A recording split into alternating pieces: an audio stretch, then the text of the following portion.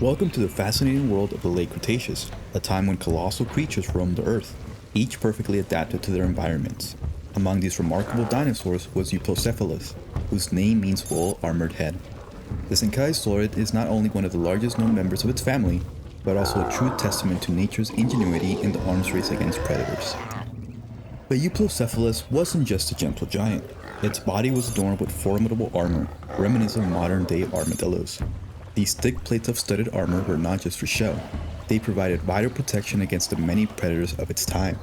The armor consisted of rigid shields and bands, allowing for movement while ensuring safety. However, unlike the armadillo, Euoplocephalus could not roll into a ball for defense. Its strength lay in its armor and powerful tail. Interestingly, while remains of Euoplocephalus are often found alone, the discovery of 22 young specimens suggests they may have lived in herds, possibly providing safety in numbers.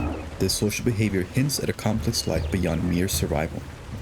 The first fossil of this incredible dinosaur were unearthed in 1897 by renowned Canadian paleontologists Lawrence Morris Lamb in Alberta, Canada, in what is now Dinosaur Provincial Park. This discovery, which included a partial skull and armor fragments, opened the door to understanding these magnificent creatures. Euoplocephalus made a small mark in the Jurassic Park franchise. With 9% of its genome completed during the park's original construction, this dinosaur was said to be a future attraction. Since then, Euoplocephalus has made small appearances throughout the franchise, featuring in toys, video games, and canon lore, solidifying its status as a beloved part of the Jurassic universe. If you'd like to keep learning more about Euoplocephalus, then this video will feature a complete paleontological profile of the armored head lizard, and then attempt to recreate its environment in the game Jurassic World Evolution 2.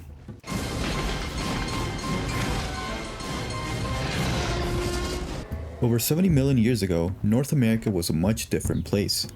Dense forests, sprawling wetlands, and towering mountains framed an enormous inland sea that divided the continent. But in the midst of this untamed land roamed one of the most formidable tank-like creatures of the late Cretaceous had to offer, Euoplocephalus. Living between 99 and 65 million years ago, Euoplocephalus was no ordinary dinosaur. Originally named Stereocephalus, which means solid head, its name had to be changed because another species had already claimed that title. And thus the name Euoplocephalus was born, armored head, a name that perfectly captured its defining feature. Bony plates covered its head like an intricate mosaic, with small armored plates fused directly to the skull itself. Even its eyelids were reinforced with mobile bony shutters. This dinosaur didn't just wear armor, it was armor, and it needed every bit of it, living in a time when giant predators like Albertosaurus and Gorgosaurs were constantly on the hunt. Euoplocephalus reached an impressive 17 feet in length and weighed around 2 metric tons. That's heavier than your average rhinoceros. While it may have been slow, lumbering along at only 4.9 miles per hour in short bursts, this armored tank boasted an array of formidable defenses that made it a force to be reckoned with on the prehistoric plains. Its iconic weapon, the tail club, a massive, rod-like structure fused from the vertebrae at the end of the tail, the club was formed of 4 bony plates. This formidable sledgehammer was more than enough to cripple a predator like Albertosaurus if they dared got too close. Artists have often depicted it with spikes, but that's a common mistake. Those spikes were actually positioned halfway down the tail, not on the club itself. Euoplocephalus didn't just rely on brute force. Its broad body housed a large gut, perfect for digesting tough, fibrous plants. Despite being built like a tank, this dinosaur was a herbivore. Its broad muscles suggest that it wasn't picky about what it ate, probably grazing on anything from low-lying ferns to ancient cycads. In many ways, it may have resembled the modern hippo, grazing through dense plant life along the edges of rivers and lakes. We now know from fossil evidence that Euoplocephalus was likely a solitary creature, or at best lived in small groups. There's little to suggest that it was highly social. However, during breeding seasons or for protection, it's possible that these armored giants could have gathered together, creating a nearly impenetrable wall of defense against any would-be attackers. Unfortunately, like many of its Cretaceous contemporaries, Euoplocephalus didn't survive the mass extinction event that occurred around 64 million years ago. The cataclysmic upheaval of the planet marked the end of an era for countless species, including the remarkable armored dinosaur. Yet, its legacy endures in the fossil record, where each plate of armor and every bone serves as a testament to its existence. These remnants provide invaluable insights into the ecology of the late Cretaceous period, revealing not only the physical adaptations that allowed Euoplocephalus to thrive in a world filled with predators, but also its behavior, diet, and habitat.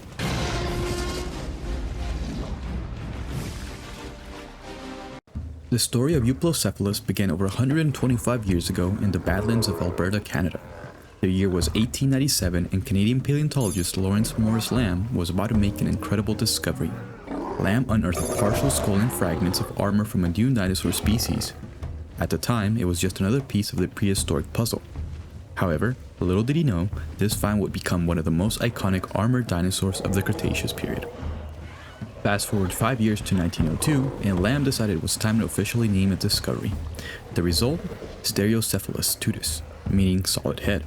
A fitting name, right? Well, yes, except for one tiny problem. There was already an insect with that name. Imagine discovering a fearsome dinosaur only to find out your dino shares its name with a beetle. And so in 1910, Stereocephalus was reborn as Euoplocephalus, meaning well-armored head. It was around this time that Lamb realized that this wasn't just any dinosaur. He believed it belonged to Stegosauria, a group that included all the armored dinosaurs. But that didn't last long. In 1917, Charles Whitney Gilmore set the record straight. He placed Euoplocephalus in the Ankylosauridae, a family known for heavily armored tanks of the late Cretaceous. These dinosaurs had evolved to survive in a world dominated by predators like Daspletosaurs and Gorgosaurs. Throughout the 20th century, more Euoplocephalus fossils were uncovered. Even a tooth found by Lamb himself added to the growing collection. But here's where things got tricky. As paleontologists dug up more ankylosaur fossils, the line between species blurred. Many fossils once thought to belong to Euoplocephalus were reassigned to other ankylosaurids. Despite these changes, one thing remained clear. Euoplocephalus was a tough contender in the prehistoric arms race. One of the most intriguing aspects of Euoplocephalus is its skull. The largest known skull is about 1.3 feet long and 1.5 feet wide, and this wasn't just for show. The skull had complex respiratory passages suggesting that Euoplocephalus likely had a keen sense of smell, helping it detect threats before they got too close. But an examination in 1978 revealed that its olfactory region wasn't particularly enlarged. In 1982, paleontologist Kenneth Carpenter took a deep dive into Euoplocephalus armor, but he made an interesting choice. Instead of relying solely on Euoplocephalus fossils, Carpenter used a remarkably complete specimen from a related genus, Scolosaurus. And while Scolosaurus is no longer considered a synonym of Euoplocephalus, this gave us a glimpse into how the armor of these dinosaurs might have been arranged. Small, bony ossicles likely fuse into armor bands, forming a flexible yet protective layer over its body. Hundreds of these tiny scutes would create a defensive system built to withstand even the fiercest predator attacks. Today, Euoplocephalus is known as one of the most iconic ankylosaurids of the late Cretaceous, a dinosaur with a long and winding history that reflects the complexities of paleontology itself. Its journey from the confused classification to its rightful place in the dinosaur family tree is a testament to the evolving nature of scientific discovery.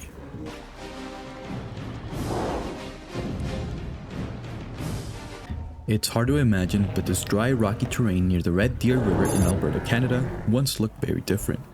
Over 75 million years ago, during the late Cretaceous period, this region was a lush subtropical paradise. Picture marshes, warm wet forests, and meandering rivers carving through a coastal plain, a thriving ecosystem that's now immortalized in stone. The continents were shifting, inching away towards their modern positions. On Larramendi, the western half of what is now North America, massive herbivores roamed in search of food. One of the largest and most heavily armored of these dinosaurs was Euoplocephalus, whose name fittingly means well-armored head. Euoplocephalus thrived in a humid subtropical climate, surrounded by dense forests of ferns, cycads, conifers, and flowering plants that had only recently started to dominate the landscape. The late Cretaceous was a time of rapid change, not just in the movement of land masses, but in plant life as well. Flowering plants or angiosperms were diversifying, providing new sources of food for herbivores like Euoplocephalus. This tank-like dinosaur was built to graze. Its toothless beak was perfect for stripping leaves, while rows of cheek teeth ground down plant material. It fed on low-lying vegetation, ferns, cycads, and the needle-like leaves of conifers like pines and spruces. The dense forest provided a banquet of these resources. Euoplocephalus shared its world with a variety of creatures, from fish and crocodiliforms swimming in nearby rivers to towering dinosaurs of all shapes and sizes. These fluvial channels and coastal plains were alive with activity, and the environment saw seasonal shifts between wet and dry periods, which could have affected resource availability. There's even evidence that some dinosaurs may have nested here, suggesting that this area wasn't just a place to feed, it was a safe space for breeding and raising young. Today, Dinosaur Provincial Park is a far cry from the lush world Euoplocephalus once called home. But hidden beneath the surface, the fossils of at least 40 different dinosaur species, including Euoplocephalus, lie waiting, offering a window into this lost world.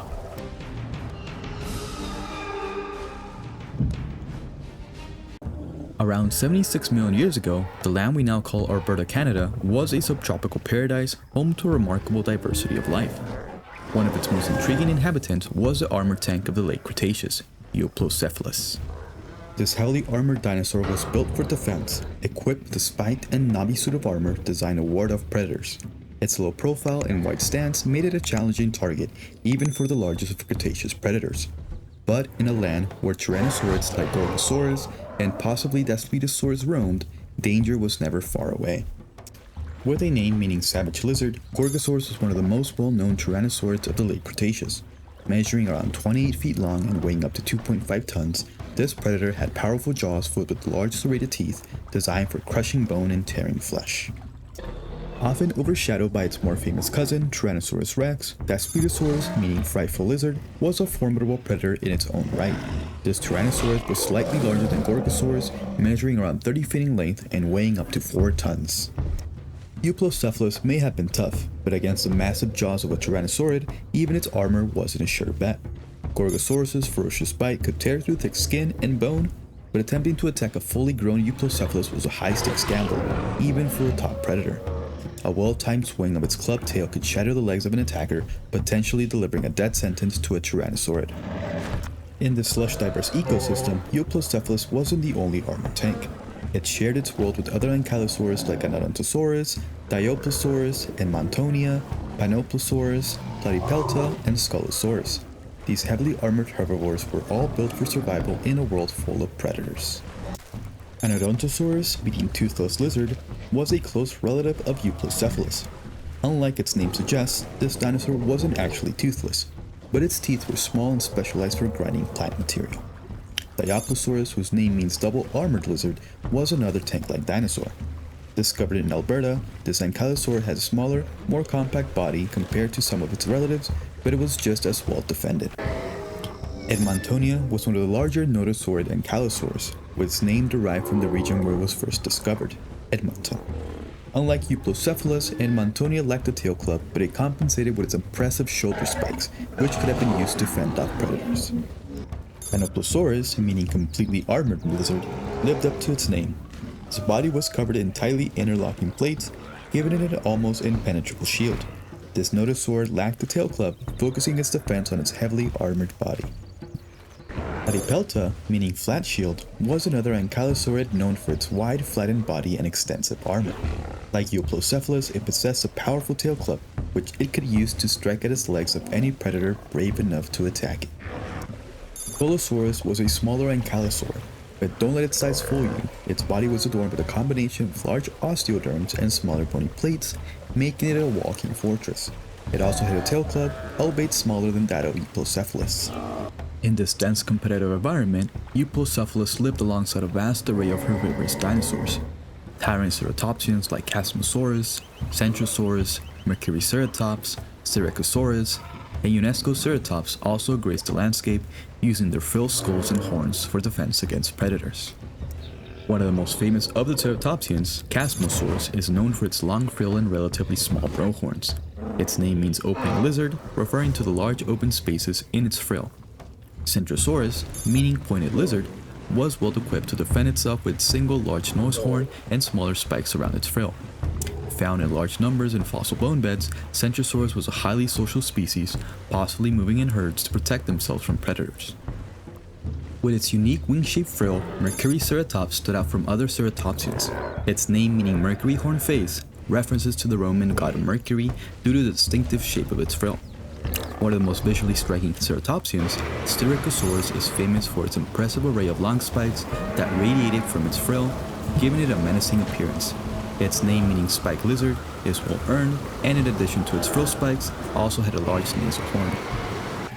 Unescoceratops was a much smaller ceratopsian compared to its relatives, standing at about 1 to 2 meters tall.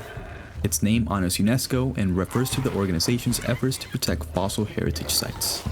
Meanwhile, herds of hadrosaurs like Corythosaurus, Gryposaurus, Lambeosaurus, Parasaurolophus, and Procerolophus moved in large numbers, taking advantage of the abundant plant life to sustain their massive bodies. These duck-billed dinosaurs were among the most successful herbivores of the late Cretaceous. Corythosaurus is easily recognizable by the helmet-like crest on top of its head, resembling a Corinthian soldier's helmet, hence its name, which means helmeted lizard. With the name meaning hook-nosed lizard, Gryposaurus had a unique nasal arch that set it apart from other hadrosaurs. This feature may have been used for species recognition or even combat amongst males during the breeding season. Another crested hadrosaur, Lambeosaurus, is known for the large hatchet-shaped crest that juts forward from the back of its skull. This bony structure, like that of Corythosaurus, was likely used for communication and could have played a role in display behaviors. Perhaps one of the most iconic hadrosaurs, Parasaurolophus, is instantly recognizable due to its long backward curving crest. This tube-like structure was hollow and connected to the nasal passages, allowing Parasaurolophus to produce a variety of sounds. Unlike its more flamboyant cousin, Parasaurolophus, Prosaurolophus had a much smaller, more subdued crest on its head. Its name means before the crested lizard, and it represents a more primitive form of the hadrosaurid family. Smaller dinosaurs like the dome-headed Pachycephalosaurs, Foraminencephaly, Lancettia, and Stegosaurus also thrive in this ecosystem, perhaps using their thick skulls in combat or for mating displays. Foraminencephaly, whose name means perforated head, was one of the smaller Pachycephalosaurs.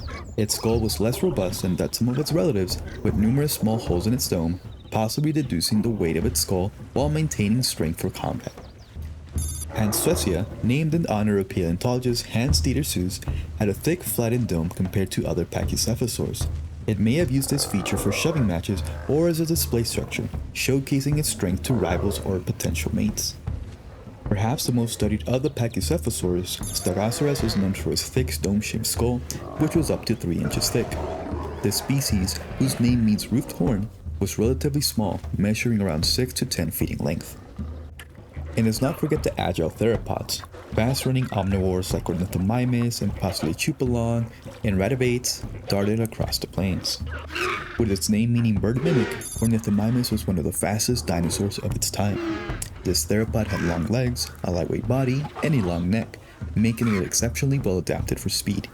Emerging as a lesser-known but fascinating theropod, Chupalon was a smaller feathered dinosaur from the late Cretaceous, and name means dragon from Chupa, referencing its place of discovery in China.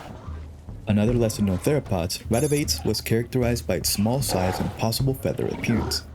Although details about this dinosaur remain sparse, it is believed to have been a small, agile predator or omnivore, taking advantage of the abundant resources available in its habitat.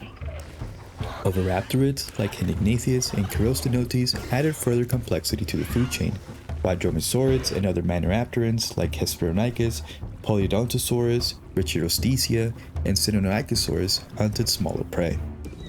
With its name meaning sensitive jaw, Henignathus was a unique oraptorid known for its long, slender limbs and beak-like mouth, ideal for foraging. Another member of the raptorid family, Chirostenotes, whose name means narrow hand, was characterized by its elongated hands and fingers. A smaller dromaeosaurid, Hesperonychus, measured around 3.5 feet in length and possessed similarly predatory adaptations as its larger relatives. Its name meaning western claw reflects its discovery in North America. Though not as well known, Polyodontosaurus, whose name means many-toothed lizard, was likely a small agile predator adapted for catching small prey. Another lesser-known member of the Maniraptoran family, Rachirostisia, was small and agile, similar to Hesperonychus. This dinosaur likely fed on small animals and insects, using its sharp teeth and quick movements to catch its prey. Stenonychosaurus was a larger dromaeosaurid that measured around 10 feet in length. It was equipped with long, powerful claws and strong limbs, making it a formidable predator. This ecosystem was a true prehistoric battlefield. Herbivores, armored and unarmored, constantly wary of the predators stalking in the shadows. From towering tyrannosaurs to smaller dromaeosaurs, the balance of power was always in flux. But even in this world of giants, Euoplocephalus was a survivor. Its armor, strength, and defensive strategies allowed it to endure in one of the most dangerous environments of the Cretaceous period.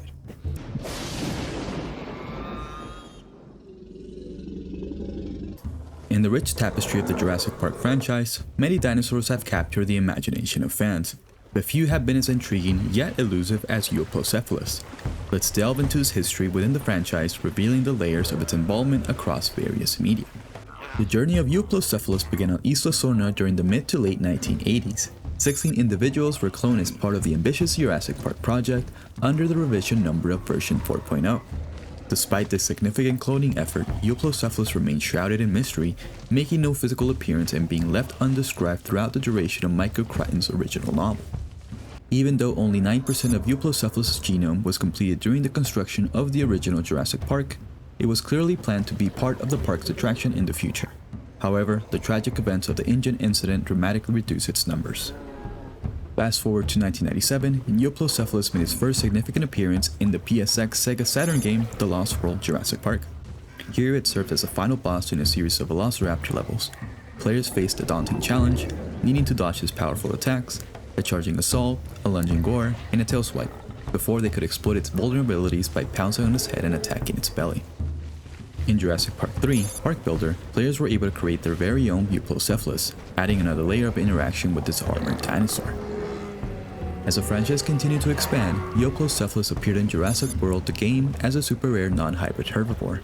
Since September 30th, 2015, players could mix a fully maxed Euoplocephalus with a fully maxed Giganotosaurus to create the hybrid Giganocephalus. Initially only purchasable with real-world money, it later became available as a limited edition DNA tournament dinosaur.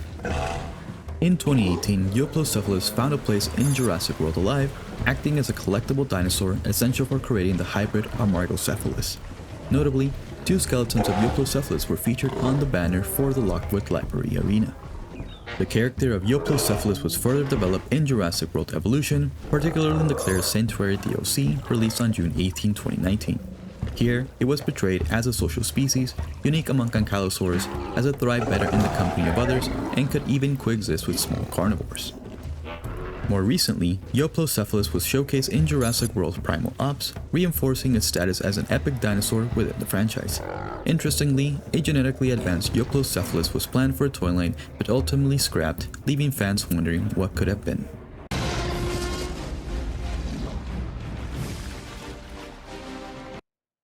Hey guys, welcome back to my park. As you can see here, I made a little T-Rex enclosure just so we can get more foot traffic on this side of the park, as the herbivores don't tend to have the highest rating for the park. So this is going to be our Euoplocephalus enclosure, and as you can see here, I've already started doing a few things.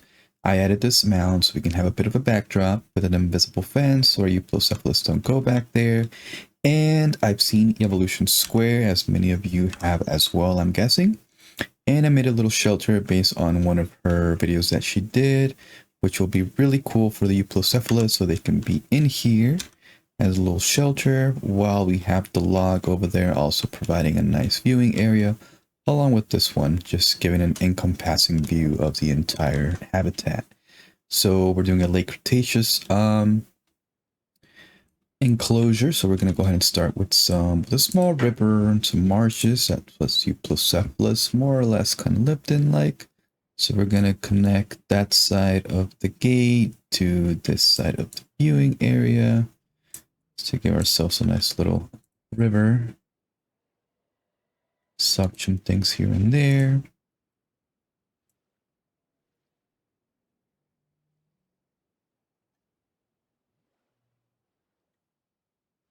Okay, and then we're gonna add a couple bit of marshes here and there. So that's actually perfect. I actually kind of like how that looked. Wish I could add one word here, but we can't. But we'll keep on going. And I think that's actually pretty good. We'll cut this part right here, actually. After that, let's go ahead and work with our rocks. I like to bunch them in group, do a bunch of, rock cluster. And this one's actually pretty big, but I just realized it's one of the other ones. So let's go ahead and add them around here in the marshes. The marshes, we're going to go ahead and just concentrate on cycads, this side of the park. Since we want the Euoplocephalus to stay around here, we're going to go ahead and do the leafy climbers, which is one of the foods that they eat, along with the cycads. But it looks like the leafy climbers are their preferred food. We'll go ahead and add a couple of more rock clusters. Naturally, we'll add a bunch of the great ones in the actual mounds back here. Give ourselves some more depth.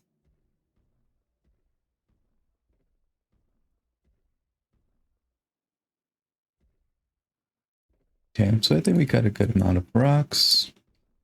It's your enclosure at the end of the day, so you can do as your heart desires, but this is how we're going to go ahead and leave it as. After that, our terrain. So we do have a park ranger coming in and out, so we're going to have some dirt from the vehicles churning up the grass, crossing in and out constantly, and as well our large toned dinosaurs are also going to be kicking up the ground. You guys have gone to zoos, you guys have seen the rhino and the hippo enclosures, giraffes I'm guessing as well, but it's mostly dirt just because of how much they walked around, they traversed. After that, we'll add some rock, just right here in the little rock clusters, not too much.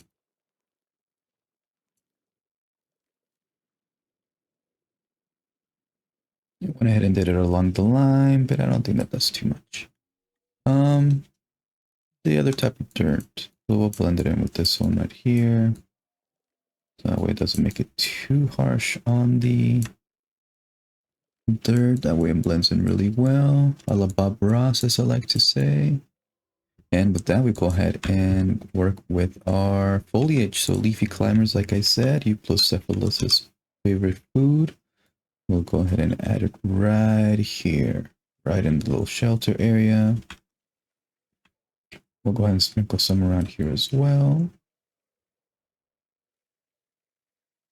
This is why I like the leafy climbers. They have that log right there. And with that, we'll go ahead and jump to some temp scale. Where's my temp scale? Right here. Some ferns.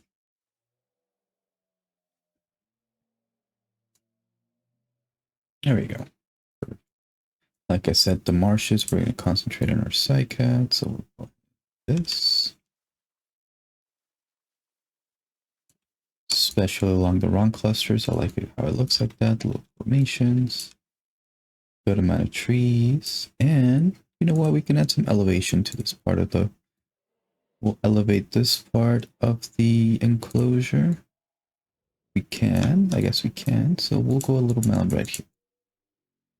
Give ourselves a nice little depth in the enclosure. People might not be able to see as much, but that also gives some protection to the animals. We're not done with our foliage. Let's go ahead and finish it off with, what did I say? We have Temskia in there. We have leafy climbers. We have our conifer. We don't have our conifers yet. We have our cycads. But let's go ahead and finish it off with some grassland shrubs, because we know that the Euoplocephalus aren't going to eat this. We do want them to be around here, so we will sprinkle some leafy climbers in between. So we do want the majority of the Euoplocephalus to be hanging out around here. Let's go ahead and add some right across here. And just to finish it off, we'll go ahead and add some conifers, which we can go ahead and do this. The forest. We'll sprinkle some like right here in the background. That actually gives us... Actually, we'll go ahead and do some... We don't want the palm trees. Okay, perfect. And lastly, just sprinkle some conifers here and there using this one. So we'll go ahead and use these right here and just sprinkle some conifers to give ourselves some nice nice background, some nice height to the enclosure. Just sprinkle them throughout, that way it doesn't look too repetitive, gives it a more natural look. And I think with that, we have our Euoplocephalus enclosure. You guys can go ahead and make changes as you like, but like I said, this is more or less what we have here for the Euoplocephalus. We'll add a couple of them in just a bit so you can see what it looks like. But this is what we have here. Let me know what you guys think.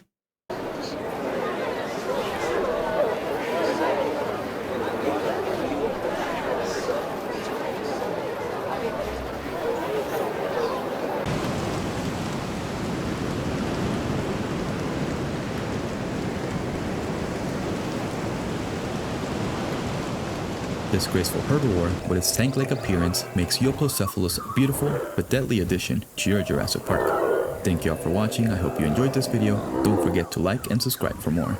See you in the next one.